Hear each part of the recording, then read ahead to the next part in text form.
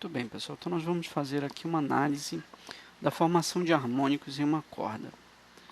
E isso está relacionado também ao fenômeno de ressonância. Imagina que você tem uma corda que você estica ela e coloca um alto-falante para jogar sobre ela uma certa frequência. Essa corda vai, em determinadas frequências, ela vai formar padrões equivalentes aos modos normais de vibração. E ela só vai formar esses padrões para as frequências adequadas, características, né, da ressonância da corda. E você pode encontrar que frequências são essas se você relacionar os comprimentos de onda que se formam com o comprimento da corda. Observa que você tem aqui para o primeiro harmônico, né, a formação de meio comprimento de onda na corda, e para o segundo harmônico a formação de um comprimento de onda, que equivale a 2 meios, e para o terceiro harmônico 3 meios comprimentos de onda. Então você tem um padrão. Para frequências intermediárias entre essas frequências, você não vai formar um padrão bem definido de ondas estacionárias. Então você pode, com essa correlação, né, do comprimento de onda com o comprimento da corda, encontrar a frequência. Então, para isso a gente vai fazer o seguinte. Observa que para o harmônico fundamental, meio comprimento de onda equivale ao comprimento da corda. Para o segundo harmônico, 2 meios comprimentos de onda, meio mais meio. E para o terceiro, 3 meios comprimentos de onda. Desse modo, você pode criar como regra geral que para L igual a N vezes meio comprimento de onda, ou seja, para qualquer inteiro vezes meio comprimento de onda, eu vou formar um padrão de ressonância, ou seja, um harmônico. E aí eu tiro os comprimentos de onda válidos para essa situação, que são, jogando 2 para o outro lado, né, multiplicando, e o N dividindo 2L sobre N formam harmônicos. Mas eu sei também que a velocidade da onda que se propaga ela é igual ao comprimento de onda pelo período. Observa que, como se trata de uma onda estacionária, ela é formada por uma onda que segue num sentido, reflete na parede e retorna.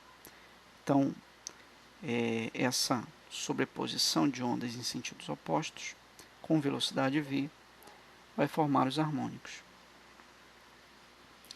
De onde 1 sobre o período da frequência, de modo que a velocidade é igual a λf, e invertendo, né, f vai ser v sobre lambda. E é o que nós temos aqui, né? V sobre lambda igual a... vai ser igual ao seguinte, nós vamos substituir lambda pelo inverso disso, né? ou melhor, 1 sobre lambda pelo inverso de n, pelo inverso de 2L sobre n, ou seja, n sobre 2L vai ser 1 sobre lambda. E aí a gente tem uma regra para a formação de harmônicos, e se formam toda vez que a frequência for um múltiplo de V sobre 2L. Então, V sobre 2L vai ser entendido aqui como uma frequência fundamental. A gente vai dizer que V sobre 2L vai ser o F1, é a frequência referente ao primeiro harmônico.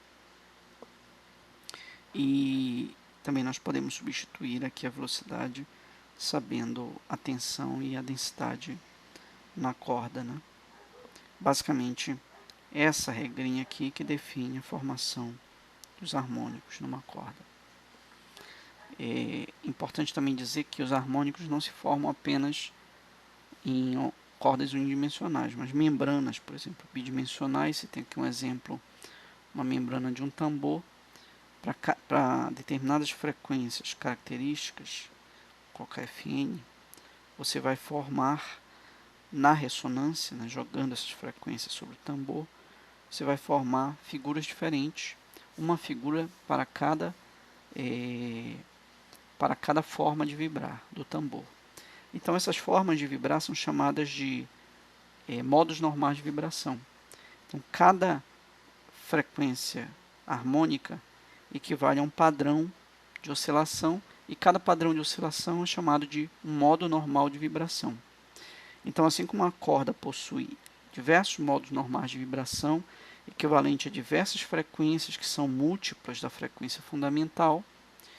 Também o tambor vai vibrar de diversas maneiras, com diversos padrões de desenhos diferentes, característico das múltiplas frequências harmônicas, né, desse tambor. Na verdade, qualquer objeto físico tem seus modos normais de vibração, suas frequências normais de vibração e um padrão físico de vibrar. Tá? Então, isso aqui nós analisamos uma corda, mas é válido para qualquer sistema ressonante. Daí a importância de começarmos estudando a corda para depois a gente generalizar isso. Por exemplo, aqui nesse teste, o livro fornece 1, 2, 3, 4 frequências de uma dada série harmônica, e ele diz que está faltando uma frequência menor que 400. Qual seria essa frequência? Então, para a gente analisar isso, você tem que saber que a série harmônica ela é sempre um número inteiro vezes o harmônico fundamental. Então, se eu pegar uma frequência da série harmônica e subtrair por uma imediatamente anterior a ela, eu vou encontrar o harmônico fundamental. Né? Então, por exemplo, 225 menos 150 dá 75. Né? Mesma maneira, 300 menos 250 dá 75, e etc. Então, 75 vai ser o harmônico fundamental, é o primeiro harmônico dessa série harmônica. E é exatamente o que está faltando na série, né? Menor que 400 tem que ser 75, porque não pode ser, por exemplo, 375 mais 75 dá 450, é maior que 400. Não pode ser. Então, única frequência que está faltando na série menor que 400 é 75, é o primeiro harmônico.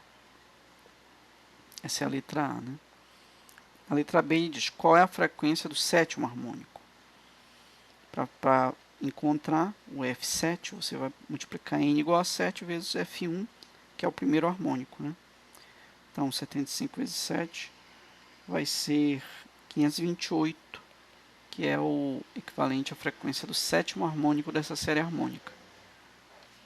Também, esse exemplo diz o seguinte, na figura, né, você vê um padrão e tem onde a corda tem uma massa de 250 gramas, 2.500 gramas, o comprimento da corda é 0,8 metros, a tração é 325 newtons.